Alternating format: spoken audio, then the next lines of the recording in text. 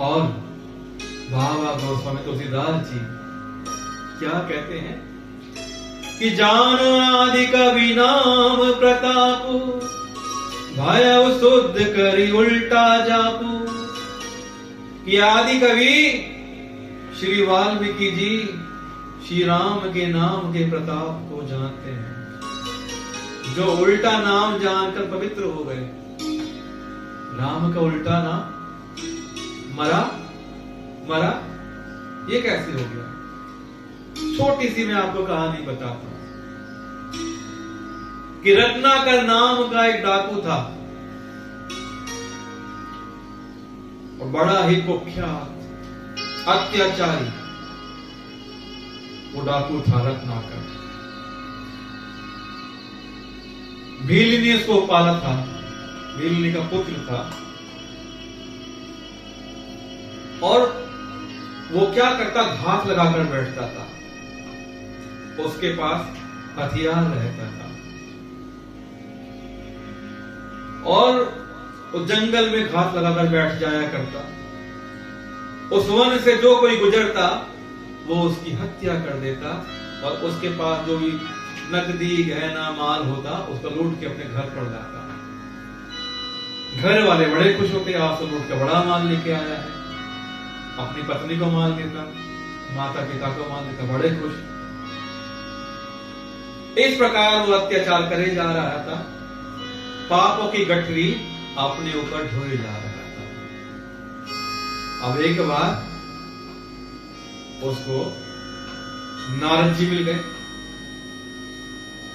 अब नारद जी को लूटने के उद्देश्य से वहां पहुंचा। नारद जी के चेहरे पर कोई भय नहीं है, हरि का जाप कर रहे हैं, राम नाम का जाप कर रहे हैं।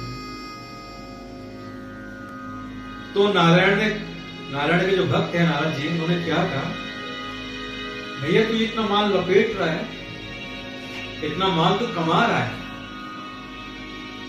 और अपने सर पे तो पाप की गठरी को ढोए जा रहा है। ये गठरी बड़ी में बड़ी होती जा रही है, क्या तेरे पाप कोई बांट लेगा? क्या करेगा इस माल का? माल तो तू बांट लेगा, माल तेरे घर पे ले जाएगा, घर वाले बांट लेंगे। यही तो करता है ना, तू माल लूटता है, हत्या करता है, उस लूटे हुए माल को अपने घर पे ले जाता है, अपनी पत्नी में और अपने माता पिता में बांट देता है।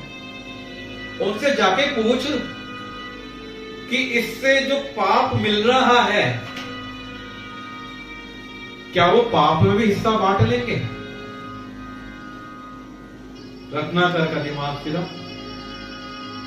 वो अपने घर पहुंचा, पत्नी से पूछता है कि मेरे ऊपर इतना पाप हो रहा है, मैं इतनी हत्या कर रहा हूं, चोरी कर रहा हूं, डकैती कर रहा हूं, मुझे जो पाप मिल रहा है, आपने आभूषण बांट लिए, माल बांट लिए, मुझे जो पाप मिल रहा है क्या पाप भी बांट लोगे आप?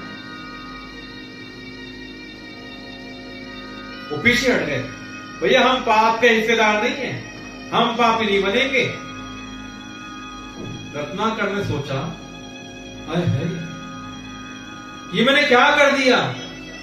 मैं जिनके लिए लूटपाट कर रहा हूं, हत्या कर रहा हूं, वो ही मेरे पाप के भागी नहीं बन रहे हैं, मैं कैसे करूंगा?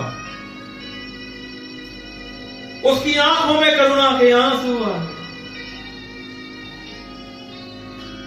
अब करुणा के भाव लिए वो नारद जी के पास पहुंचा। नारद जी को सारी बात बताई और याचना करी कि मेरा उद्धार कैसे होगा, मैं तो बड़ा पापी हूं। नारद जी ने जब पापों की व्याख्या करी, उनके दंड को व्याख्यान करा, भैया उसके नीचे से तो जमीन हिल गई, धरती हिल गई। वो डर गया, इन पापों को मैं कहां लेके जाऊं, इन पापों को कैसे धोऊं, कैसे मैं इस मैल को साफ करूं। तब नारद जी ने रत्नाकर को बोला कि ये राम नाम है, जाके तू राम नाम की तपस्या कर, जप कर, तेरा कल्याण होगा। अब रत्नाकर डाकू सब छोड़ छाड़ के जंगल में जाकर तपस्या करने बैठ गए। राम राम। अब राम राम करते करते जल्दी जल्दी में क्या होने लगा, मरा मरा उसके मुंह से निकलने लगा। मरा मरा मरा मरा मरा मरा मरा मरा मरा, और मरा मरा कहते कहते उसके मुख से राम निकलने लग गया। मरा मरा मरा मरा मरा मरा मरा मरा मरा मरा मरा मरा मरा मरा मरा। कि कहां से शुरुआत करते हैं, मरा मरा मरा करके, और कहां निकलना शुरू होता है, राम राम राम। मरा मरा मरा मरा मरा मरा मरा मरा मरा मरा मरा मरा।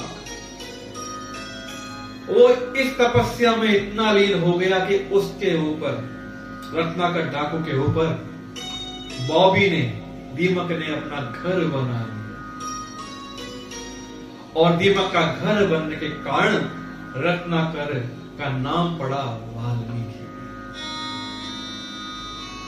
तो रत्नाकर डाकू राम नाम के प्रताप से जो मरा मरा कह कहकर महर्षि वाल्मीकि बन गया। ये वही वाल्मीकि हैं जिन्होंने रामायण की रचना करी। ये वही वाल्मीकि हैं जिनके जहां सीता ने वास किया। ये वही वाल्मीकि हैं जिनके जहां लव कुश का जन्म हुआ था।